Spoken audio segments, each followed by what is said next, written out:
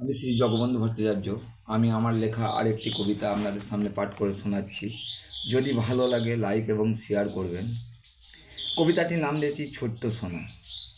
গুটি গুটি পায়ে ছোট্ট সোনা ঘুরে বেড়ায় সারা বাড়িটা। সুযোগ পেলেই সে ভেঙে ফেলে বাড়ির এটা সেটা। তবুও তাকে কেউ কিচ্ছু বলে না, শুধুই আদর করে।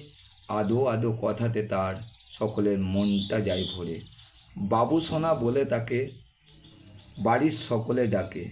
কোনো কিছু ভুল করলে পরে তাকে সকলে আদর করে বকে। এতে সে কিছু মনে করে না, শোনে না কারো কথা। সুযোগ পেলেই সে ছিঁড়ে ফেলে কারো বই কারো খাতা। ছোট্ট সোনা দুষ্ট খুবই আর খুবই জেদি, যেটা তার পছন্দ হয় চায় তার সেটি।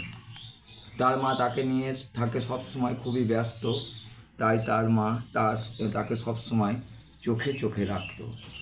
একদিন কি মনে হলো তার, গেল পুকুর ঘাটে, সেই সময় কেউ করেনি খেয়াল, তাই বিপদ ঘটলো তাতে।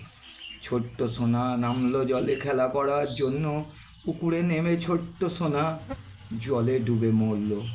মা বাবা আর বাড়ির লোকের পড়লো যখন খেয়াল, সারা বাড়ি খুঁজে তারা হলো তখন hayran।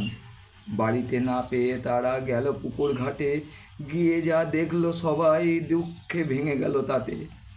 ছোট্ট সোনাকে কোলে করে আনলো যখন বাড়িতে এনে তাকে ঘিরে সবাই কান্নায় দিচ্ছে গড়াগড়ি। নমস্কার বন্ধুরা।